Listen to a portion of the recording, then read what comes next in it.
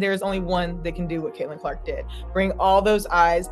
For pure basketball purists, there's nobody like her. Ever wonder why some WNBA stars seem to break out in hives every time Caitlin Clark's name is mentioned? It's like they're allergic to success that isn't their own. And boy, Clark's been serving up a feast of achievements lately. On the court, what she did, and I don't know if you saw, Indiana Fever yesterday posted this clip of Caitlin, and the caption was just her accolades, and it took 5 minutes to read, and I'm like, girl, do you want to chill at all?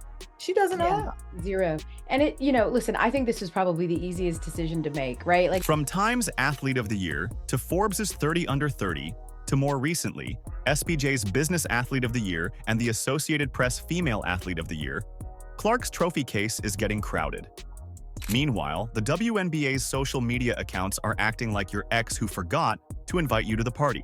What's the deal with this silent treatment? And why are some WNBA veterans suddenly green with envy? In this video, we'll break down Clark's recent record-breaking accomplishments, what this means for women's sports, and why the WNBA and jealous WNBA divas just can't seem to deal with reality. Are you ready?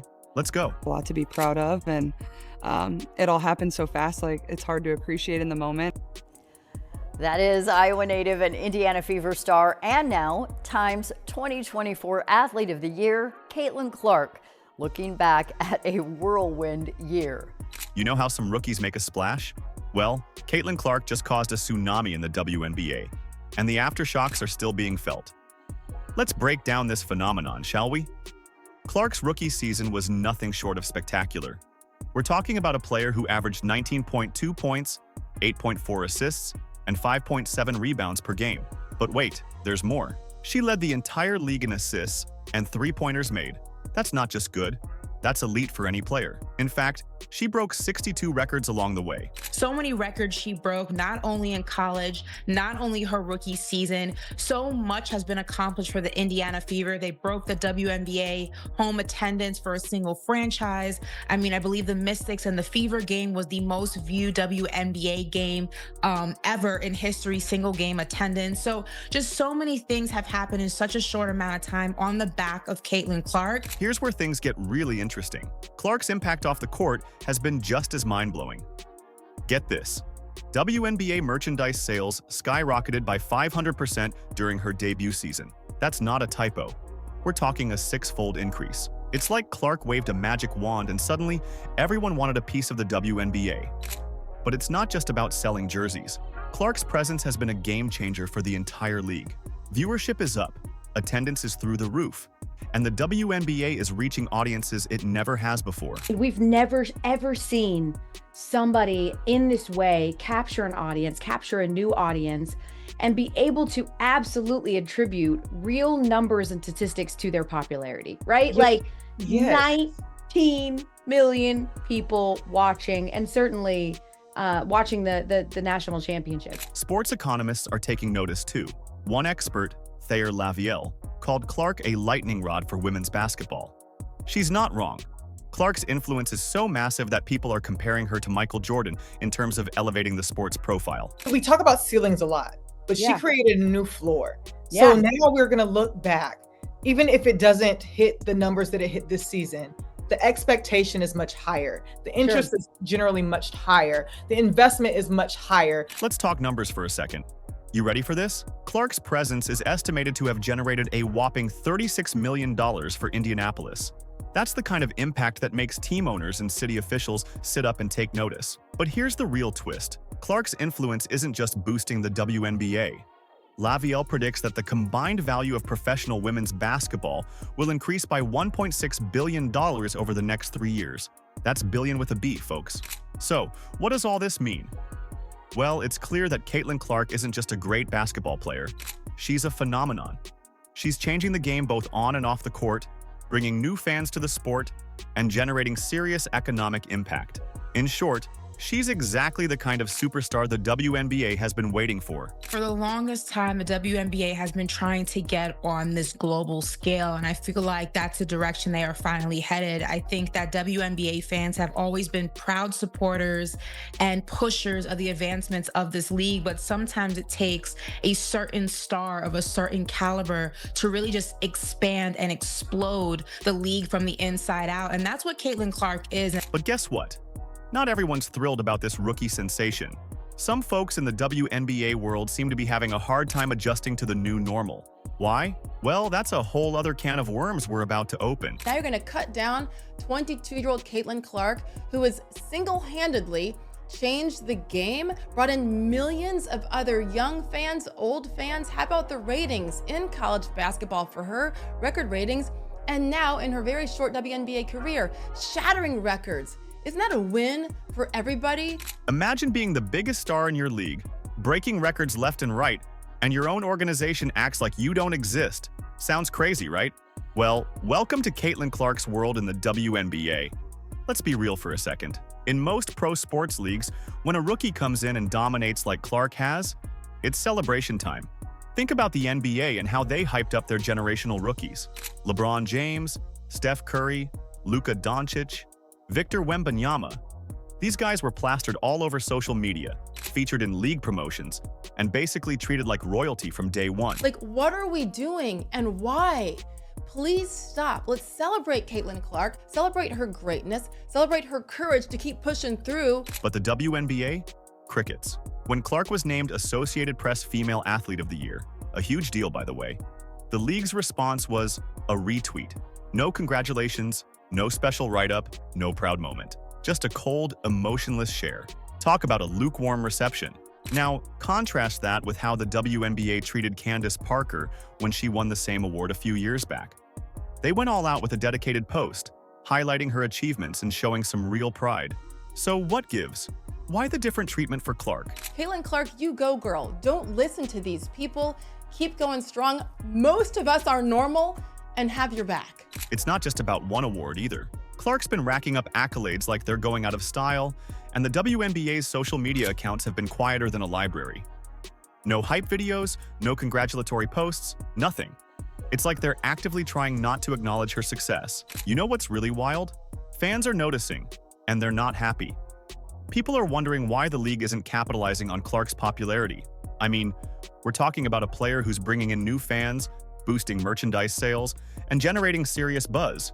Any other league would be shouting her name from the rooftops. So, what's going on here? Is it jealousy? Resentment? Are there internal politics at play that we don't know about? Whatever it is, it's clear that something's off.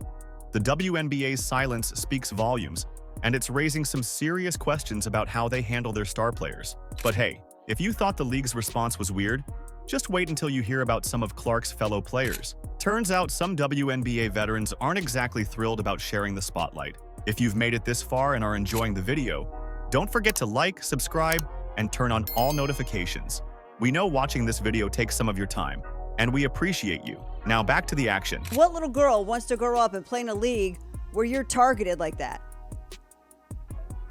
How do you sit here and profess and demand that everyone take women's sports seriously when you can't even take it seriously enough to not act like a junior high queen on the court?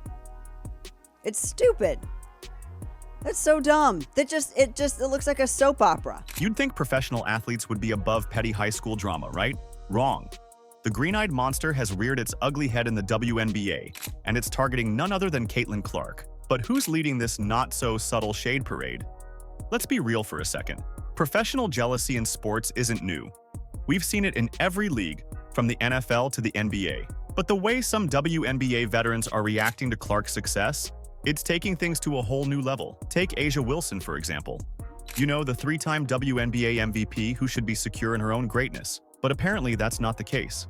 In the Time article, Wilson couldn't help but throw some shade Clark's way. She questioned the criteria for Clark's recognition, implying that her achievements might not be solely based on performance. A'ja Wilson is her name. Quote, "It doesn't matter what we all do as black women, we're still going to be swept underneath the rug. That's why it boils my blood when people say it's not about race, because it is." Really, A'ja? That's the road you want to go down? But wait, there's more. Wilson reportedly declined a lucrative offer to join the unrivaled league. Sources say she was offered more money than Clark. And guess what? This information conveniently leaked right after Clark declined to join. Coincidence? I think not. It's like Wilson's trying to say, hey, look at me. I'm still relevant too. Did you see how many people showed up to watch Caitlin Clark play golf? With actual attention economics at play, Caitlin's participation in any league has an existential bearing. Nobody outside of Asia herself cares about whether Asia shows up. But here's the thing. Nobody even asked her about it. She made sure to leak that info less than 24 hours after Clark declined to join. Talk about trying to steal someone's thunder. That's crazy because literally nobody asked, and sources close to Asia Wilson decided to answer anyway. Then there's Angel Reese. You remember her, right? The LSU star who's been trying to match Clark's popularity since their NCAA showdown. Well, Reese has been on a mission to remind everyone that women's basketball isn't just about Caitlin Clark. In her own words, yeah, the reason why we watching women's basketball is not just because of one person, it's because of me too, and I want y'all to realize that. Talk about feeling threatened. Even sports commentators are picking up on the jealousy vibe. Skip Bayless called out Reese's post-game remarks, saying they reek a little bit of jealousy and bitterness towards Clark.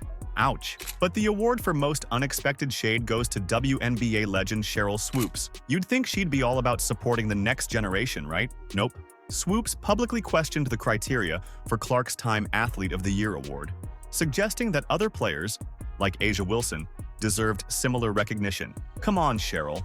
There's enough spotlight to go around. Sheryl, I'll start with you. What's your reaction to Caitlin Clark winning Time Magazine Athlete of the Year? I don't think I'm surprised. I'm curious to know who the other candidates were. Here's the thing. This behavior isn't just petty. It's potentially harmful to the league as a whole. The WNBA is at a crucial point in its growth, with Clark bringing in new fans and media attention. But instead of capitalizing on this momentum, some of the league's biggest names are busy playing high school mean girls. Put Asia Wilson in there. That was just basketball. So that's what I'm saying. Was it just the performance on the court, or no, it's global? It's like, I think it's everything. Yeah, it's everything. Think about it. How does this look to new fans, to sponsors, to young girls dreaming of playing in the WNBA? It's not a good look, that's for sure. This kind of internal drama could seriously impact team dynamics and the league's marketability. So what's next for the WNBA in the Caitlin Clark era? Will the veterans learn to embrace her success? Or will the green-eyed monster continue to run rampant? One thing's for sure. The drama isn't just on the court anymore. And while the players are busy throwing shade, it's the fans who might end up getting burned. That's all I see. They try so long to get respect for women's basketball, and then they treat it like a junior high school girl's locker room. Junior high school girl antics on the court. Speaking of getting burned, it's not just the players causing a stir in the WNBA world. The media's coverage of Clark has been interesting, to say the least. Are you ready to break it down? Picture this: a rising star, breaking records left and right. Now imagine half the sports world cheering, while the other half squints suspiciously. Welcome to the bizarre world of Caitlin Clark coverage, where praise and scrutiny collide in the most unexpected ways. Let's be real for a second. Sports media isn't always a bastion of objectivity, but the way Caitlin Clark's story is being told, it's like watching two different movies at the same time. On one side, you've got non-WNBA specific media outlets falling over themselves to crown Clark as the new queen of basketball. They're all about her record-breaking stats, her impact on viewership, and how she's changing the game. Time Magazine names Iowa's Caitlin Clark Athlete of the Year. Clark follows Lionel Messi, Aaron Judge, and Simone Biles. No unbiased person sees this as a controversial choice. But flip the channel to WNBA-specific media, and suddenly the tone shifts. It's like they're watching a completely different player. Instead of celebration, you get skepticism. Rather than praising her achievements, they're questioning the criteria. It's like they're looking for any reason to downplay Clark's impact. If you look at, and I don't know who all the others are, I think you said some names, I don't remember everyone who was on the list, so I don't know if this applies to all, but a lot of what I saw for people is she hasn't won anything, and I think like some of the others have won a championship, or the U.S. Women's National Team, whatever they won in the year, that they got the honor. You know what's really wild? This divide in coverage isn't just about different opinions. It's creating two separate narratives about the same player. Mainstream media is all about the Caitlin Clark effect, how she's boosting ratings, ticket sales, and interest in women's basketball. But WNBA insiders? They're more focused on comparing Clark to established stars like A'ja Wilson, often implying that Clark's popularity isn't entirely earned. So what's driving this negative coverage from within the WNBA media bubble? Is it about protecting the status quo, fear of change, or maybe it's a misguided attempt to maintain balance by countering the mainstream hype? Whatever the reason, it's creating a seriously confusing landscape for anyone trying to follow Clark's career. But what I will say is I hope there's only been 2 basketball players.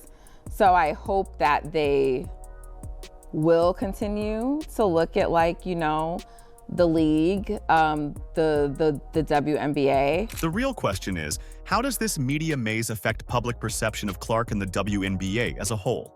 Are we missing out on celebrating a generational talent because some can't see past their own biases? And what does this mean for the future of women's basketball? One thing's for sure, the Caitlin Clark story is far from over, and how it's told might just shape the league for years to come. What a ride, right? Clark's success isn't just reshaping the WNBA, it's flipping the whole script. But with great success comes great jealousy, apparently. So, what's next for the WNBA in the Caitlin Clark era? Will the league embrace its new superstar, or keep playing this weird game of hide-and-seek with her achievements? One thing's for sure, the ball's in their court now. How they play it will shape the future of women's basketball for years to come. Do you agree? Let us know in the comments. Like, subscribe, and turn on all notifications so you never miss out. Click the video on the screen, and we will see you in the next one.